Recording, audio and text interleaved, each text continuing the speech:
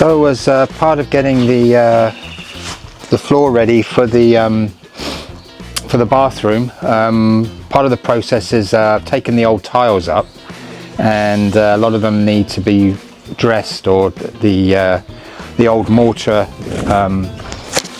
and sand mix needs to be taken off the back of the tiles so that I can reuse them. We're trying to reuse as many of the old tiles as we can, so to keep it authentic and make it look as it was before.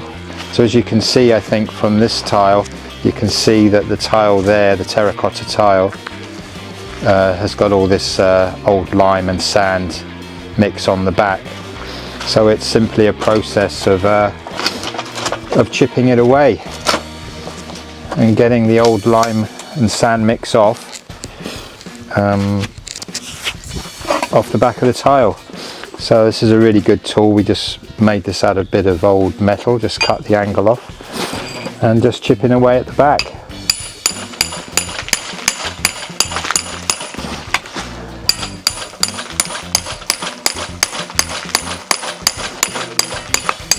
As you can see, it comes off fairly easily.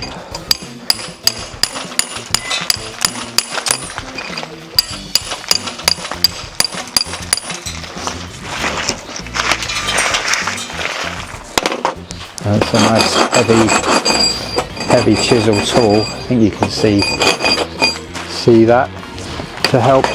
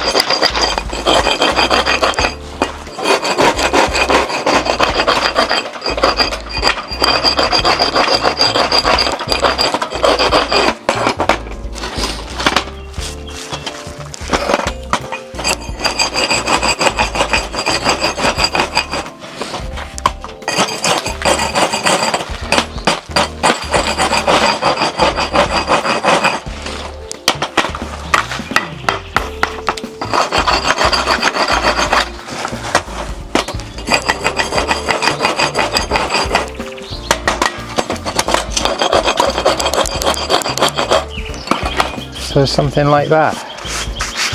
So I'll clean this one up a little bit more, but that's basically what you need to do. I've got about another 20 or so to do. I did 20 already this morning. It's already quite hot today. It's just turned 9 o'clock in the morning. So yeah, I'll continue doing that.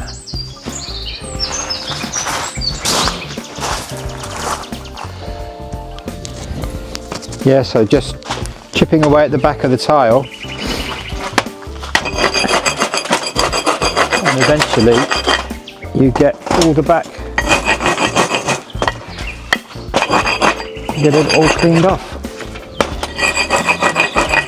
and then hopefully we can reuse it.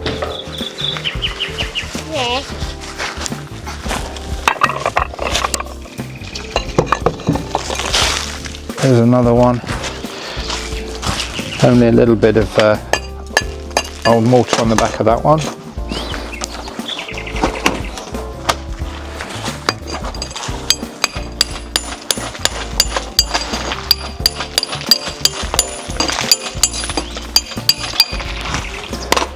Some of the tiles are in slightly worse shape than others. Not as uniform in shape and thickness as well. They vary between about 2.5, some of them to 3 centimeters in depth. So I'll keep plugging away at this morning before I go upstairs and place them back in the position they need to go in, and that'll give me an idea if I need to cut any or I need to find any other old tiles that we can use, because some of them did break and were too brittle to reuse. So we'll do that. Yesterday we also went in the Land Rover, and we went over to our favourite Brico Depot, and bought some sand and some lime ready to make the mortar to rebed the tiles. So we continue. We're getting closer and closer.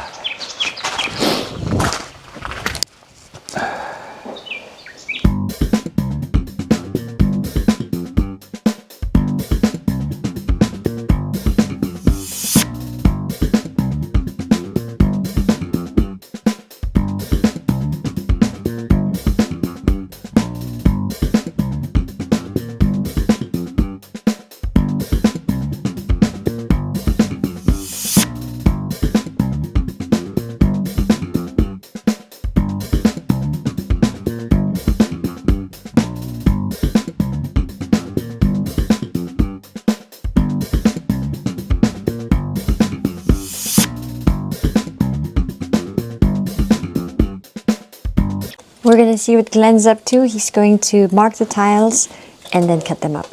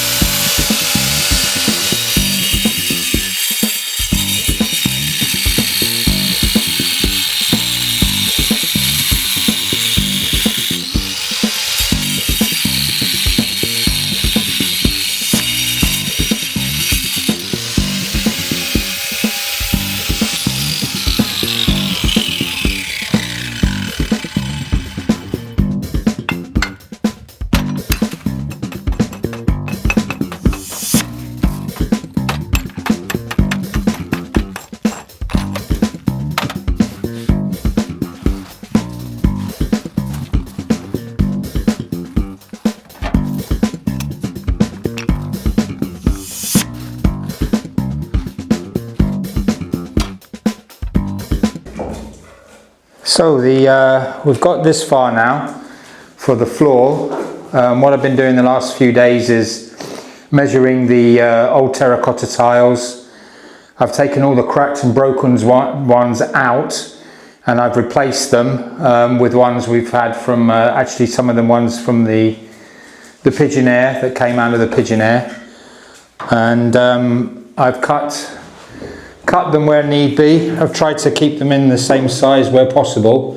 They're a different size on this side to this side, and I've cut little ones to fit in the gaps as much as possible. And where there are bigger gaps, I'll just put in more lime and sand mix.